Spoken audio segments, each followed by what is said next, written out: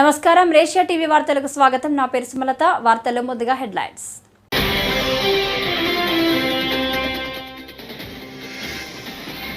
పదిహేడవ తేదీలోపు వరదలకు నష్టపోయిన రైతులు పరిహారంపై నిర్ణయం తీసుకుంటాం. ముఖ్యమంత్రి నారా చంద్రబాబు.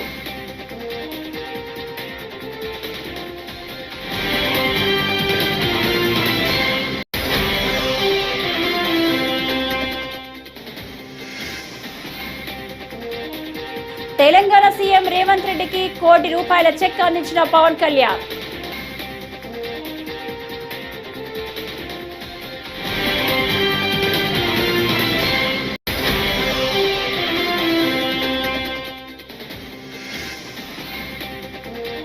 జైల్లో ఉన్న నందిగాం సురేష్ ను పరామర్శించిన జగన్.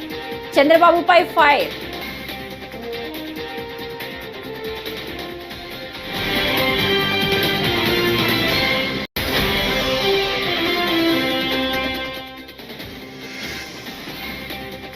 నందిగాం సురేష్ ఏమైనా స్వాతంత్ర సమరయోధుడా?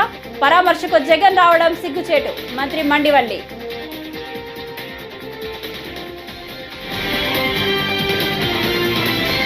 ఇక డీటెయిల్స్ చూస్తే, ముఖ్యమంత్రి నారా చంద్రబాబు నాయుడు బుధవారం ఏలూరులో పర్యటిస్తున్నారు. తమ్మిలేరును పరిశీలించిన అనంతరం ఆయన సిఆర్ రెడ్డి కాలేజ్ ఆడిటోరియంలో వరదలకు నష్టపోయిన రైతులు, వరద బాధితులతో ముఖాముఖి కార్యక్రమం నిర్వహించారు. ఈ సందర్భంగా సీఎం చంద్రబాబు మాట్లాడుతూ, ఈ నెల 17వ తేదీలోపు నష్టపరిహారంపై నిర్ణయం తీసుకుంటామని, వారికి మాత్రం ఎకరానికి 10,000 చొప్పున ఇవ్వాలని నిర్ణయించామన్నారు. ఉప్పుటేరుపై రెగ్యులేటర్ నిర్మాణంపై సీరియస్గా నిర్ణయం తీసుకుంటామని చెప్పారు. ఓసారి నాకే అనిపిస్తుంది, నేను ఎన్నో రాజకీయాలు చేశా, ఎంతమందితో చేశా, కానీ ఒక నేరస్తుడితో రాజకీయాలు చేయడం అనేది నాకే నామోషి అనిపిస్తుంది. కానీ మీ ప్రజాహితం కోసం నాకు తప్పడం లేదు ఈ యుద్ధం. ఆ విషయం కూడా మీరు గుర్తుపెట్టుకోవాల్సిన అవసరం ఉంది. నిన్న మొన్నని మీరు చూశారు, నేను ఒక పక్క బురదలో దిగి, నేను దిగకపోతే మా ఆఫీసర్లు దిగరు. ఎవరు బురదలో దిగకపోతే సమస్య పరిష్కారం కాదు. కాబట్టి నేను బురదలో దిగాను. దిగడం కాదు, ప్రతిరోజు దిగాను. నేను దిగాను కాబట్టి మా ఐఏఎస్ ఆఫీసర్లు అందరూ బురదలో దిగారు.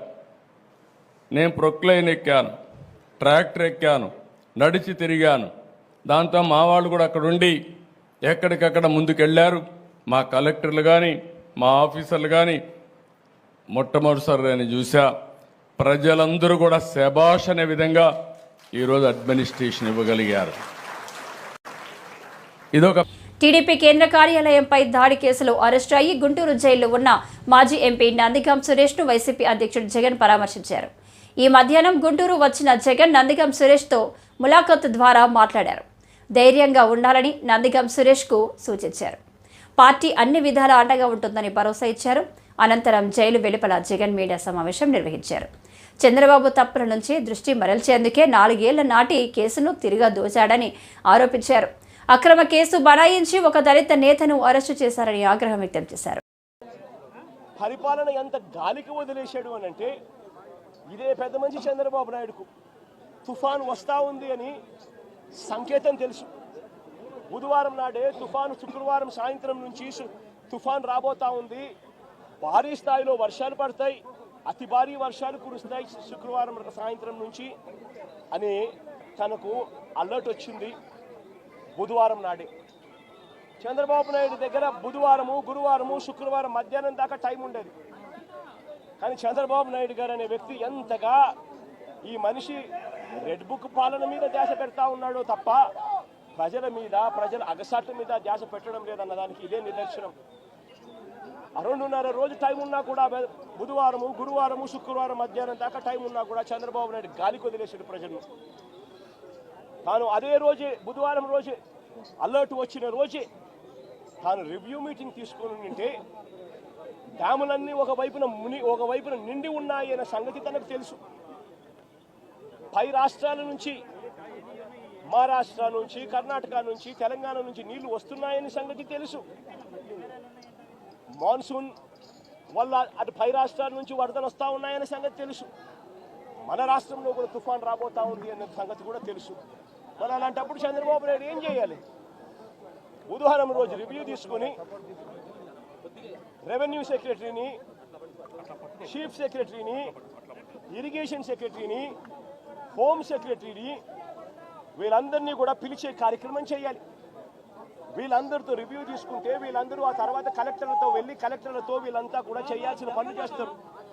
ఇరిగేషన్ సెక్రటరీ ఉన్న డ్యాములను ఖాళీ చేయిస్తాడు. శ్రీశైలంలోను, నాగార్జున సాగర్లోను, పులిచింతల్లోను 3 డ్యాముల్లోనూ కనీసం ప్రతి డ్యామ్లోనూ ఒక 25-30 టీఎంసీలు తగ్గించుకుంటూ వచ్చి కనీసం ఒక 80-90 టీఎంసీలు మేరకు తగ్గించి ఈ 3 డ్యాముల్లో కలిపి ఒక ఫ్లడ్ కుషన్ మెయింటైన్ చేస్తాడు. అక్రమ నిర్మాణాలను ఎట్టి పరిస్థితుల్లోనూ వదిలిపెట్టబోమని, కూల్చివేత తప్పదని తెలంగాణ ముఖ్యమంత్రి రేవంత్ రెడ్డి పేర్కొన్నారు.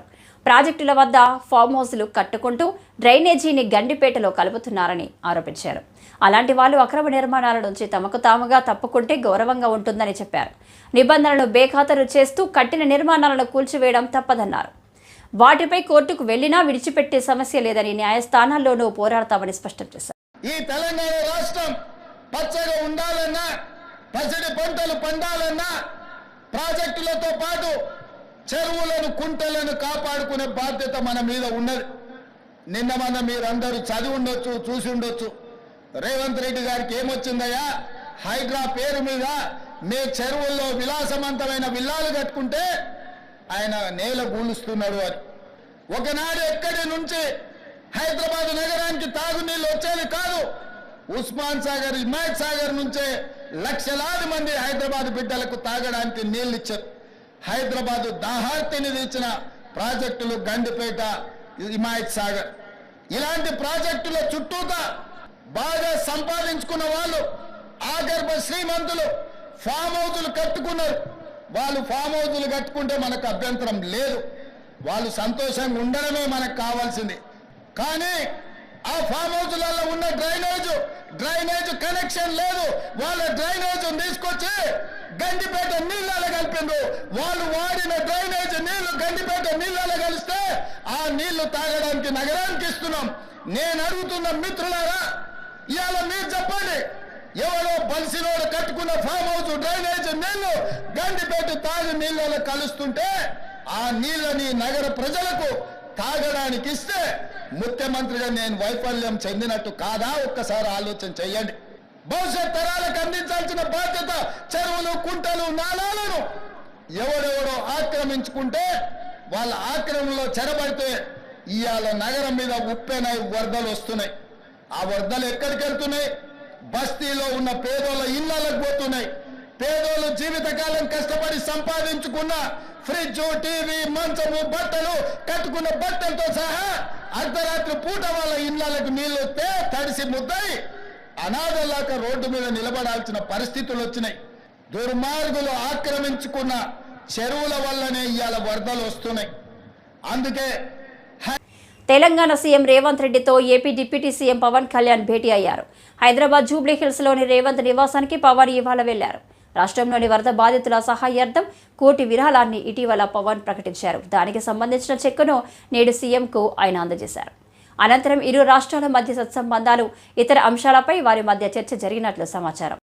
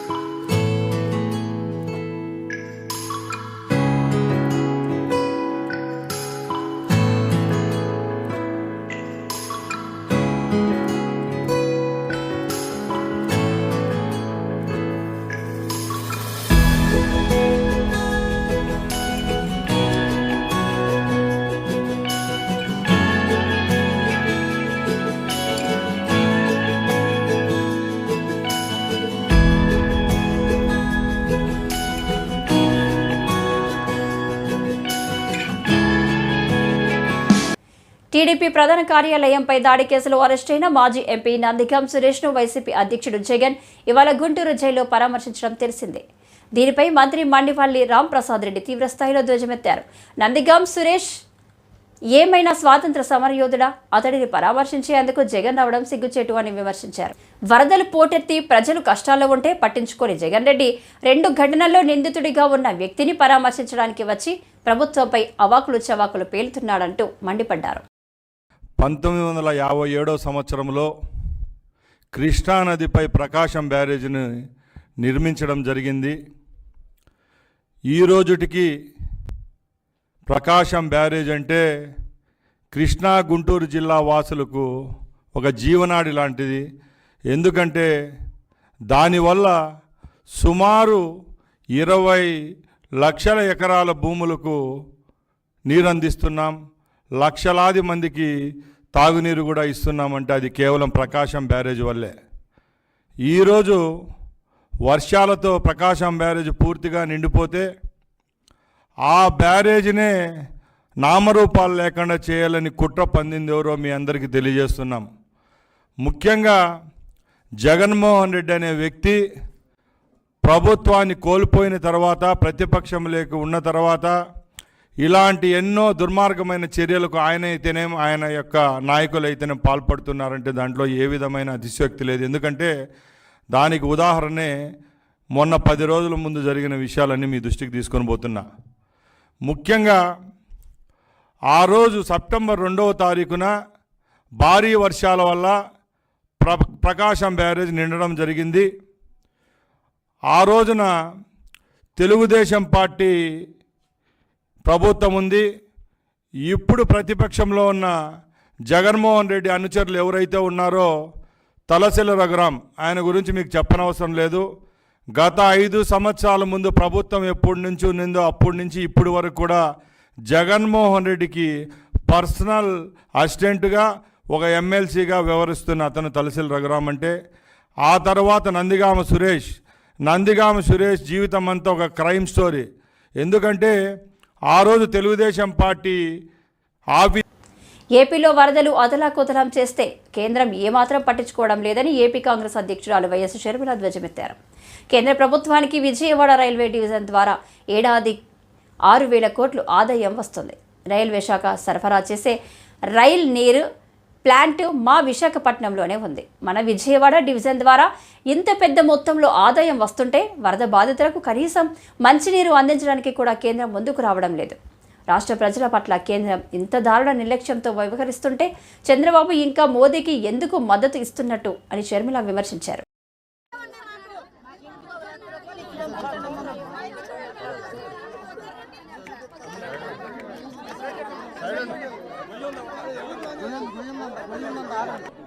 పంట నష్టమైతేనేమి ఇలా ఒక రకంగా కాదు, ఎన్నో రకాలుగా ప్రజలు ఈరోజు దెబ్బతిన్నారు. మరి విజయవాడ నగరంలో మన రాష్ట్రానికి విజయవాడ నగరం రాజధాని, పక్కనే ఉంది అమరావతి. మరి అలాంటప్పుడు ప్రధాన నగరమైన విజయవాడకు, ఆంధ్ర రాష్ట్రానికి చెందిన ప్రధాన నగరమైన విజయవాడకు ఇంత నష్టం జరిగితే మరి పాలకులు ఏం చేస్తున్నారు? చంద్రబాబు గారు ఇప్పటికే 6,800 కోట్ల రూపాయల వరకు నష్టం జరిగింది అని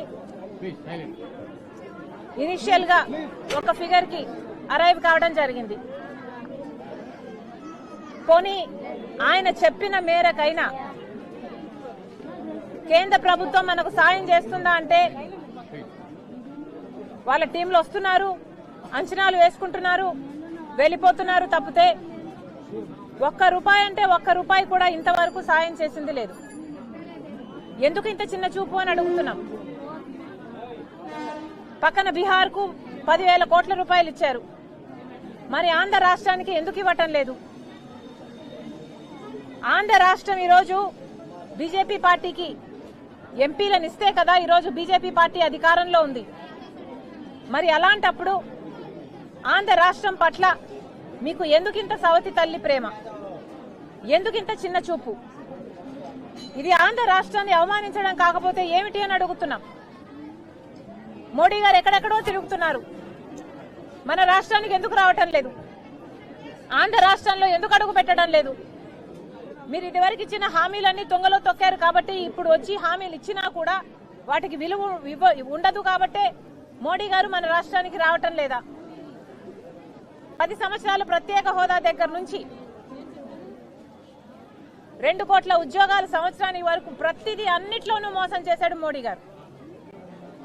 ఇప్పుడు ఆంధ్ర రాష్ట్రం ఇచ్చిన ఎంపీలతో అధికారం అనుభవిస్తూ కూడా విజయవాడ ఇంద్రకిలాద్రి కనకదుర్గ అమ్మవారిని సినీ హీరో సాయి దుర్గ తేజు దర్శించుకున్నారు. ఆలయ అధికారులు ఆయనకు స్వాగతం పలికారు. దర్శనం అనంతరం వేద పండితులు ఆశీర్వచనమిచ్చారు. అనంతరం విజయవాడ వాంబే కాలనీలో వరద బాధితులను దుర్గతేజ్ పరామర్శించారు. వాంబే కాలనీలో అమ్మ ప్రేమ ఆదరణ సంస్థ వృద్ధాశ్రమంలో వృద్ధులతో మాట్లాడి యోగక్షేమాలు తెలుసుకున్నారు. వృద్ధుల సహాయార్థం 2 లక్షల చెక్కును ఆశ్రమానికి అందించారు.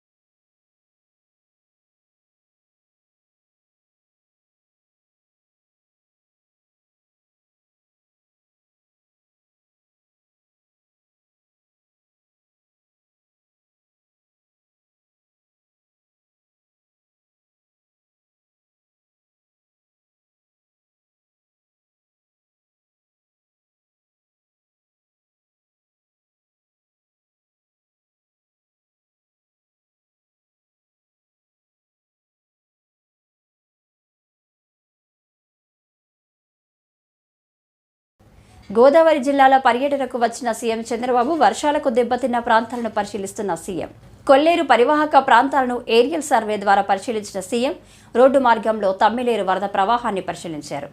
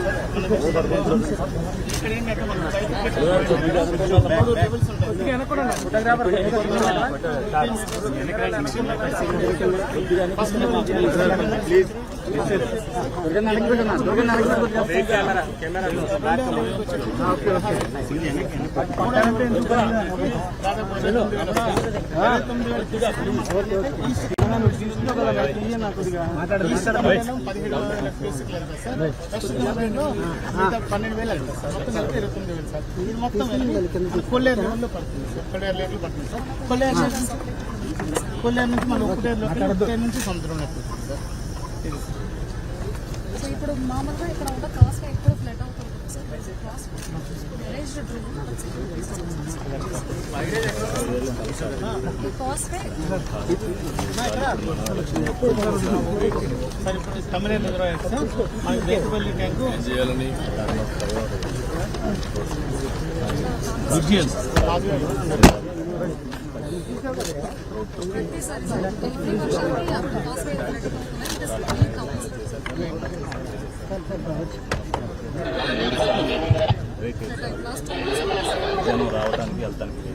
మానవతా దృక్పథంతో విజయవాడ బాధిత ప్రాంతాల్లో సేవలందించడానికి వెళ్లిన మున్సిపల్ కార్మికుల్లో కొందరు అనారోగ్య సమస్యలతో తిరిగి వచ్చేస్తే వారికి కార్పొరేషన్ అధికారులు నోటీసులు జారీ చేయడం సిగ్గుచేటు అని రూరల్ సిఐటియు కార్యదర్శి కె కుమార్ ఆందోళన వ్యక్తం చేశారు. బుధవారం ఈ విషయమై నెల్లూరు కార్పొరేషన్ కార్యాలయం వద్ద సిఐటియు ఆధ్వర్యంలో కార్మికుల ధర్నా చేపట్టారు. ఇక్కడ ఉండేటువంటి కమిషనర్ గారు వీళ్ళందరూ కూడా దాదాపు 400 మంది కార్మికులను అక్కడికి తీసుకొని వెళ్ళారు. 3 రోజులు మాత్రం మీరు పనిచేయండి, తర్వాత మిమ్మల్ని అందరూ కూడా ఇళ్ళకి పంపించేస్తామని చెప్పేసి ఎటువంటి ఇది లేకుండా వాళ్ళు తీసుకొని రావడం జరిగింది. దాదాపు 10 రోజులుగా వస్తున్న వాళ్ళకి అక్కడ కనీసం తాగేదానికి మంచినీళ్ళు ఇవ్వటం లేదు. ఉదయం 7 గంటల నుంచి పనులు ప్రారంభిస్తే సాయంత్రం 9 గంటల దాకా 4 గంటలకో 5 గంటలకో భోజనం వస్తూ ఉంది. వాళ్ళు అది కూడా పాసిపోయిన అన్నం పెడతా ఉన్నారు. నిన్న నెల్లూరు కార్మికులు ఏదైతే వాంబే నగర్లో కేటాయించారో అక్కడ అందరం కూడా అన్నం ముందర పెట్టి ధర్నా చేయడం జరిగింది. ఇంత దుర్మార్గంగా అదేమో అడిగితే మిమ్మల్ని విధుల్లో నుంచి తొలగిస్తామనేటువంటి పద్ధతుల్లో బెదిరించడం కరెక్ట్ కాదని చెప్పేసి మేము ఈ సందర్భంగా తెలియజేస్తున్నాం. ఏదో మానవతా దృక్పథంతో అందరూ ప్రజలు ఇబ్బందుల్లో ఉన్నారు, మనం సహాయం చేయాలని చెప్పేసి పోతే వాళ్ళ చేత అధికారులు దబాయించి మిమ్మల్ని తొలగిచ్చేస్తాం, మీ ఎంత చేస్తాం, మిమ్మల్ని ఉద్యోగాల నుంచి తొలగిచ్చేస్తామని చెప్పే పద్ధతుల్లో బెదిరించి పనిచేయించడం మంచిది కాదు. వాళ్ళకి కనీసం భోజనాలు వస్తలేదు, ఉండేదానికి నిద్రపోయేదానికి దాదాపు ఉదయం నుంచి సాయంత్రం దాకా పనిచేస్తే నిద్రపోయేదానికి కూడా వస్తులేనటువంటి పరిస్థితి చూస్తూ ఉన్నాం. 2 జతల బట్టలు మాత్రమే తీసుకెళ్లారు. ఆ 2 జతలతో ఆ బురద నేలల్లో పనిచేసేటువంటి పరిస్థితి ఉంది. అంతేకాకుండా ఇక్కడి నుంచి దాదాపు ఒక 40 మంది కార్మికులు పోయారు. కొంతమంది ఆరోగ్యం బాగలేక అనారోగ్య సమస్యల కారణంగా కొంతమంది తిరిగి వచ్చారు, కొంతమంది పోల. ఇటువంటి వాళ్ళందరూ కూడా మేము నోటీసులు ఇస్తున్నాం, మీరు విధుల్లోకి రాబాకనేటువంటి పద్ధతుల్లో ఇక్కడ ఉండేటువంటి కార్పొరేషన్ అధికారులు బెదిరిస్తూ ఉన్నారు. ఇది మంచి పద్ధతి కాదు. ఆరోగ్యం బాగుండేటువంటి 400 మంది అక్కడ పోయారు. ఆరోగ్యం బాగలేని వాళ్ళు మీ దృష్టికి తీసుకొస్తే మీరు దాన్ని మానవతా దృక్పథంతో పరిశీలించకుండా మీకు నోటీసులు ఇస్తామనే పద్ధతుల్లో బెదిరించడం కరెక్ట్ కాదు. ఇప్పటికైనా సరే వెంటనే ఇక్కడ ఉండేటువంటి కార్మికులందరినీ కూడా విధుల్లోకి తీసుకోవాలా. విజయవాడలో ఎవరైతే పనిచేస్తున్నారో వాళ్ళందరినీ కూడా తీసుకొని వచ్చి వాళ్ళకి వైద్య పరీక్షలు నిర్వహించి 5 రోజులు వేతనంతో కూడినటువంటి సెలవు కూడా ఇవ్వాలని చెప్పేసి మేము సిఐటిగా డిమాండ్ చేస్తున్నాం. లేదంటే పెద్ద ఎత్తున నెల్లూరు కార్పొరేషన్లో ఆందోళన చేస్తానికి మేము సిద్ధపడతామని చెప్పేసి తెలియజేస్తాము. భారీ వర్షాలు వరదల వల్ల పంటలు నష్టపోయిన రైతులు, కౌలు రైతుల పంట రుణాలు మాఫీ చేయాలని, నష్టపోయిన రైతులను అన్ని విధాలా ఆదుకోవాలని రైతు సంఘం జిల్లా కార్యదర్శి కె శ్రీనివాస్ కోరారు. ఈ సందర్భంగా బుధవారం ఆయన మాట్లాడారు. నష్టపరిహారం కౌలు రైతులకి అందిస్తామని ముఖ్యమంత్రి నారా చంద్రబాబు నాయుడు ప్రకటించడం హర్షణీయమన్నారు. చంద్రబాబు నాయుడు గారికి ఆంధ్రప్రదేశ్ రైతు సంఘం తరఫున వినతిపత్రాన్ని ఇవ్వడం జరిగింది. ప్రధానంగా తమ్మిలేరు, అట్లాగే కొల్లేరు ఈ వరద పరిస్థితిని, అలాగే ఉప్పుడేరు వరద సమీక్ష కోసం ఇవాళ ముఖ్యమంత్రి గారు ఏలూరు రావడం జరిగింది. ఈ సందర్భంగా సిఆర్రెడ్డి కాలేజ్ ఆడిటోరియంలో జరిగిన సమీక్ష సందర్భంగా గౌరవ ముఖ్యమంత్రి గారికి ఆంధ్రప్రదేశ్ రైతు సంఘం ఏలూరు జిల్లా కమిటీ తరఫున వరద నష్టాలపై, పంట నష్టాలపై, రైతులను ఆదుకునే దానికోసం రాష్ట్ర ప్రభుత్వం తీసుకోవాల్సిన చర్యలపై ఈరోజు ఒక వినతిపత్రాన్ని ఇచ్చాం. ప్రధానంగా ఈరోజు పంట నష్టాలకు సంబంధించి వరి పంటకి ఎకరానికి 10,000 రూపాయలు, హెక్టార్కి 25,000 రూపాయలు నష్టపరిహారం ఇన్పుట్ సబ్సిడీ పెంచుతున్నట్లుగా ముఖ్యమంత్రి గారు ప్రకటించారు. దీన్ని సంతోషకరమైన విషయంగా మేము భావిస్తా ఉన్నాం. అట్లాగే నష్టపరిహారం ఇన్పుట్ సబ్సిడీ కౌలు రైతులకు ఇస్తామని చెప్పేసి కూడా చెప్పడం జరిగింది. ఇది రాష్ట్ర ప్రభుత్వం ఇట్లా ప్రకటించడం పట్ల, ముఖ్యమంత్రి గారు ప్రకటించడం పట్ల రైతు సంఘం తరఫున హర్షం వ్యక్తం చేస్తా ఉన్నాం. అయితే ఈరోజు పంట నష్టాలు ఈ కాలంలో, ఈ ఖరీఫ్ సీజన్లో అనేక సందర్భాల్లో వచ్చిన భారీ వర్షాల వల్ల జిల్లాలో వేలాది ఎకరాల్లో పంటలకు తీవ్ర నష్టం జరిగింది. ఒక్క వరి పంటకే కాకుండా పత్తి, మిర్చి, అట్లాగే మొక్కజొన్న, ఉద్యాన పంటలు, వాణిజ్య పంటలకు కూడా తీవ్ర నష్టం జరిగిన పరిస్థితి ఉన్నది. కాబట్టి నష్టపోయిన పంటలకు సంబంధించిన ఈ ఎన్యూమరేషన్ సంబంధించిన నిబంధనలు ఏవైతే ఉన్నాయో వాటిని సవరించాల్సిన అవసరం కూడా ఉందని చెప్పేసి మేము ఈ సందర్భంగా విజ్ఞప్తి చేస్తా ఉన్నాం. పంట ఏ మేరకు నష్టం జరిగింది. చిట్వేలి మండలంలో మౌలిక వసతుల కల్పనకు ప్రథమ ప్రాధాన్యత ఇస్తామని రైల్వే కోడూరు శాసనసభ్యులు అరవ శ్రీధర్ అన్నారు. బుధవారం జరిగిన మండల సర్వసభ్య సమావేశంలో ఆయన మాట్లాడుతూ విద్యుత్, సీసీ రోడ్లు, అంగన్వాడీ కేంద్రాల నిర్మాణానికి ప్రథమ ప్రాధాన్యత ఇస్తారని ఆయన అన్నారు. సభ్యులు తెలిపిన సమస్యల పరిష్కారం కొరకు అధికారులతో మాట్లాడి సమస్యలను పరిష్కరిస్తానని ఆయన హామీ ఇచ్చారు. మీకు సమస్యలు క్రియేట్ చేస్తానని ఈ సభాముఖంగా మీకు తెలియజేస్తున్నాం. స్కూల్స్, అంగన్వాడీ స్కూల్స్ గురించి, అదేవిధంగా మన చిట్టివేల్ స్కూల్ గురించి చెప్పారు. స్టాఫ్ తక్కువతో ఉన్న వాళ్ళకి పిల్లలకి సరైన విద్య అందులో ఉంది. అదేవిధంగా నేను లోకేష్ గారు సార్ దగ్గరికి తీసుకెళ్ళి ఈ సమస్యని క్లియర్ చేసిన విధంగా మీకు ఈ సమూహం తెలియజేస్తాను. అదేవిధంగా ఎలక్ట్రిసిటీ కూడా చెప్పేస్తాం. పోల్స్ గురించి, రోడ్స్ గురించి మనం మాట్లాడడం జరిగింది. మిలియన్ త్వరలో ఆ పోల్స్ అని, ఈ రోడ్స్ అని, సీసీ రోడ్స్కి లైన్స్ అన్ని క్లియర్ చేస్తారని మీకు సమూహంగా తెలియజేస్తున్నాను. ఈ అవకాశం ఇచ్చిన మీ అందరికీ ధన్యవాదాలు. సెలవు తీసుకున్నాను. Thank you. గోదావరి పుణ్యస్నానాలు ఆచరించేందుకు దేశంలోని వివిధ ప్రాంతాల నుంచి వచ్చే భక్తులు, యాత్రికుల సౌకర్యార్థం పుష్కరాల రేవులో లాకర్లు ఏర్పాటు చేసినట్లు రాజమహేంద్రవరం సిటీ ఎమ్మెల్యే ఆదిరెడ్డి శ్రీనివాస్ అన్నారు. బుధవారం స్థానిక పుష్కరాల రేవులో రుడా ఆధ్వర్యంలో ఏర్పాటు చేసిన 30 లాకర్స్ను శాసనసభ్యులు ఆదిరెడ్డి వాసు, స్థానిక నాయకులు, అధికారులతో కలిసి ప్రారంభించారు. ఈ సందర్భంగా ఆయన మాట్లాడుతూ పుష్కరాల రేవులో భక్తుల స్నానాలు, వివిధ కార్యక్రమాల నిర్వహణ కొరకు విచ్చేయడం జరుగుతుందని, వారి సామాన్లు భద్రపరుచుకునేందుకు ఇప్పటి వరకు ఎటువంటి సౌకర్యం లేదని, నేటి వరకు సామాన్లు భద్రపరుచుకునే విధంగా లాకర్స్ను అందుబాటులోకి తెచ్చామన్నారు. గోదావరి వరద ఉధృతి ఎక్కువగా ఉండడంతో ఇప్పటికే 2వ ప్రమాద హెచ్చరికను ధవళేశ్వరం బ్యారేజీ వద్ద జారీ చేయడం జరిగిందని, ప్రజలు అప్రమత్తంగా ఉండాలని తెలియజేశారు. గోదావరి వరద ఉధృతిని గమనించి వినాయక నిమజ్జనానికి కార్యక్రమాన్ని మరో 2 రోజుల పాటు పొడిగించి నిమజ్జనం చేయాలని నగరంలో వినాయక చవితి మండపాలు ఏర్పాటు చేసి ఆయా కమిటీలకు శాసనసభ్యులు వాసు సూచించారు.